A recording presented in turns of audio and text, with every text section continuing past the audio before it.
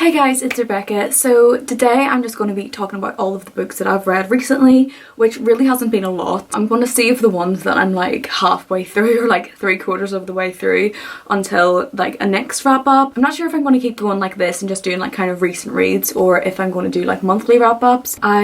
I'm thinking about keeping it like this, but I'm not sure. So since I kind of missed the mark for November wrap up and since my reading's been like so sporadic and everything recently, I just thought it'd be a good idea to do it like this. So a lot of the books that I've read recently, I'm actually like half of the way or quarter of the way through. As I said, I'm reading quite a lot of different books at the same time. I've just kind of like lost track of everything that I'm reading. So I thought that I would just give like a small wrap up of what I've read recently and that I haven't talked about on my channel as in a wrap-up video. A lot of books that I've talked about in vlogs are going to be here, so I'm sorry if I'm repeating myself, but just for anybody who hasn't seen the vlogs, because I know a lot of people don't enjoy reading vlogs, I'm just going to add that in here. This is also my Join the Six wrap-up, which I read 3 books for, which I was really actually proud of. So I'm just going to start with the book that I finished most recently. So the book that I finished most recently is Uncle Tom's Cowan by Harriet Beecher Stowe. Basically this novel follows multiple characters and it follows different black characters who are victims of the slave trade in America in the mid 1800s, and this was one of the first anti-slavery novels to be written, and basically it sold hundreds of thousands of copies all over America and all over the UK. I really loved this book. I gave it 5 out of 5 stars. Some of the things she talks about in here definitely hasn't aged well, but then again, just for the kind of momentum that it created for the anti-slavery or abolitionist movement back at the time whenever it was written, and what Harriet Beecher Stowe did for women and women writers, I think that, as well as me just loving the story and the characters so much, I just think that it does deserve 5 stars. She was the first major female author in America, and she refused to go under a pseudonym. She wrote and sold her books, this book especially, under her own name, and spoke out about everything that she believed in and spoke out about anti-slavery. And the novel is just amazing. I haven't stopped ranting and raving about it. You can see how many notes I did, how many annotation notes I made on this. I had to do this for a Victorian Lit module that I'm doing right now for my English degree, and I have just absolutely loved it, and I'm probably going to write an essay on it because there's just so much to talk about in here, especially from like an English student kind of perspective. But I honestly recommend everybody to go and read this. So another book that I finished recently was Hamlet by Shakespeare. Obviously this isn't a novel, this is a play, and I think everybody's gonna know what this is. Hamlet is one of my favourite Shakespeare plays that I've ever read. I absolutely love his tragedies. I read this again for university. I'm doing a module on Shakespearean tragedy. That's my special subject this term, and I absolutely loved this so much. It was so amazing. Like, I'm just so happy that I read it because I just fell in love with it as soon as I started reading it. And I think it's a really accessible play actually. The language isn't too difficult in comparison to some of Shakespeare's other plays. It's definitely not as difficult as King Lear and some of Shakespeare's other tragedies. Definitely not as difficult as Macbeth either. This is an extremely accessible Shakespeare play. I would highly recommend it to anyone who's wanting to get into Shakespeare, especially the tragedies. It just blew me away. I just loved it so much and I highly recommended it. Obviously I gave this 5 out of 5 stars. So another book that I read recently, I've actually realised that I read this most recently, not Uncle Tom's Cabin, and that is Borderlands, La Frontera by Gloria Anzaldia, I think is how you pronounce her name. I gave this book 4 out of 5 stars. I would probably actually give it like 4.5, but I think what lost the 0.5 stars, or what lost a star for me on Goodreads, the second section of the novel, which is just purely poetry, and it wasn't my style of poetry personally. I am a lover of poetry, it just wasn't my style. I'm not saying at all that it wasn't good, it just wasn't my thing. This novel's so interesting because it basically discusses Anzaldia's experience as a woman growing up in the Borderlands and what it means to her, what Chicano culture means to her and what her language means to her, and what colonization has done to her language, her culture, how it affects growing up, how it affects everyone around her. It's really interesting the way it's done because it's written between so many different languages. It'll go between Tex-Mex, majority it's written in English, it'll go into Spanish, it'll go into so many different kinds of languages that she speaks, and some of it's written in code, she says, so it switches between, and it really reflects her and how she has so many different cultures all in one, and it's so interesting. I just have my phone in my hand because it's I have Goodreads up here, but it was amazing. It blew me away, especially like the first section, which is just all essays. I highly recommend it. I read that for uni as well. I'm doing a decolonising literature unit, so that's what I read that for, and I highly recommend it. I thought it was absolutely amazing. It really blew me away. So the second last book that I read was Twilight Stories by Rhoda Broughton. Basically, she's one of the major female authors, English female authors from the Victorian era.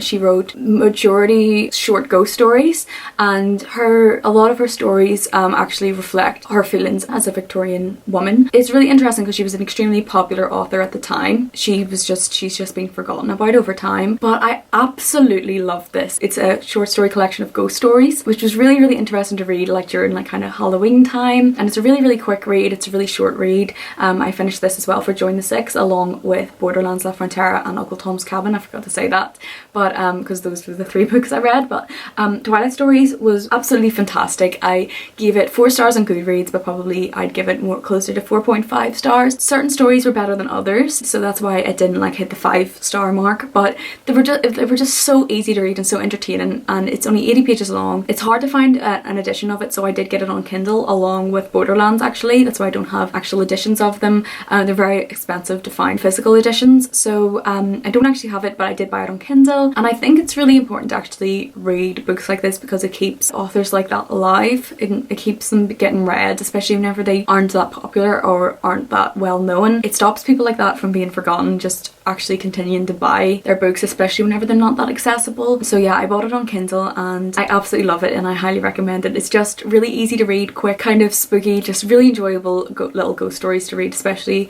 while it's still November. I think it was really nice to read those. I really enjoyed it. So another book that I finished recently was The Woman in the Window by AJ Finn. I gave that 4 stars, and I would say that's closer to a 3.5, creeping up closer to a 4. It was too good for a 3. I really enjoyed it. The Woman in the Window is a thriller, if you haven't heard of it. It's a very popular thriller. It's basically about this woman who's struggling with her mental health. I think it's agoraphobia and PTSD. It's really interesting because she's lost my train of thought. It basically is just following why she doesn't want to go outside, and it's kind of all mysterious and we don't know what's real really and what isn't, and all of that kind of classic stuff. I think it was really well written. I think I read it way too close together to The Family Upstairs, which is another book I really enjoyed, but because I just read them so close together, I just wasn't as entertained with The Woman in the Window because they're very similar books. I know obviously The Woman in the Window came out before The Family Upstairs, but still it just didn't like wow me. I just kind of thought it was a bit ridiculous, and some of the dialogue was a bit ridiculous, but 3.5 is still a really good rating, so I definitely did enjoy my reading experience. I just find it quite heavy to read for some reason, so that's why I gave it 3.5 rather than a full 4-star rating. So another book that I read over the summer actually was Save the Date by Morgan Matson. I don't have the copy with me. I actually brought it home, same as The Woman in the Window. I enjoyed Save the Date. I didn't think it was the best thing in the world. I thought it was like okay. I really hope that I haven't actually already talked about this in my channel in a wrap up, but basically Save the Date is about this girl. I forget the main character's name. I didn't find the book that memorable. I gave it 3 stars. It was just very repetitive. I mean, it was a nice read, but I think it could have been shortened by far. Like so many things could have just not went wrong, and it could have just ended by faster than it did. But basically, if you don't know, Save the Date is about this girl who has like a massive family, and there's loads of people in the family, and her sister I think is getting married, and all of her family, all of her brothers and sisters are coming home for the first time in ages, so they'll all be together for the first time in ages, but stuff just keeps going wrong, so her and this wedding planner have to keep fixing everything that's going wrong. So it's just a classic like easy contemporary, but it is far too long. It is like, I'm pretty sure it's over 400 pages. It shouldn't be that long. That's my opinion. It shouldn't be that long, but it was still fun to read, and I would still like recommend it. It's just like a kind of fluffy, kind of fun contemporary. It's definitely not as good as some other contemporaries, like I don't know, like To All the Boys or anything like that. It wasn't on the same kind of level for me. And the last book I'm going to talk about was one that I also read during the summer, and that is My Dark Vanessa by Kate Elizabeth Russell. I absolutely love this book and I highly recommend this. This is also a thriller, but it's very different. It's not like anything I've ever read before. There's a lot of references to literature in here, especially Lolita and a lot of Nabokov's work. So I think that was really interesting for me, and it made me really want to pick up Lolita. I still need to get myself a copy of Lolita though. I would love to reread this after I've read Lolita. Basically, this book follows this woman called Vanessa, and it follows her in two time frames. So one whenever she's around 15 and she's unknowingly being abused by her English teacher. It also follows her in the future, and it just kind of goes along as she realizes that she was actually being abused, because she lived her whole life not actually realizing that she was. There's a lot of trigger warnings in this, especially sexual abuse. I definitely think that that definitely should be mentioned, because it can get quite descriptive at times. But I think if you're able to read that, it's amazing because of the detail, because it really gets disturbing at some points. But it's such a dark read, but it's also such a light read. Like, maybe light isn't the right way to say it, but it's really easy to read. It's really easy, like you just want to keep going. It's not like dark and heavy, it's more like dark but really enticing. I suppose that's why it could actually be kind of classed as a thriller, because it didn't feel like it didn't feel like a thriller whenever I was reading it, but it definitely felt like fast paced, and I just wanted to keep reading and keep reading and keep reading. I think I gave this 4 stars. Yeah, I gave this 4 stars, but I would say this is closer to a 4.5 as well, because I also really love this, and this one definitely stayed with me. So I absolutely love this, but definitely at least 4 stars. I think there is some moments where the language could get a bit cringy, so I think that's probably what took it down a bit for me, and why I would say closer to actually just a 4, not a 4.5. But I absolutely love this book, and I highly recommend it, and it's such a beautiful cover as well. So definitely, if you haven't read this, then go and pick it up, because it's absolutely amazing. I loved it so much. Okay, so that's it for this wrap up, or for this recent reads video. I hope you enjoyed watching. Literally in the middle of so many books right now, so I'll probably be done like loads of books that I've just been reading for ages all in one go. So I'll definitely have to make a recent reads video for those as well when I do manage to finish them. But anyway, that's all for this video. Thank you so much for watching. If you did enjoy this video, then please do like and subscribe, because I would really appreciate it, and comment below any thoughts that you have. And anyway, thank you so much for watching, and I'll see you in the next one.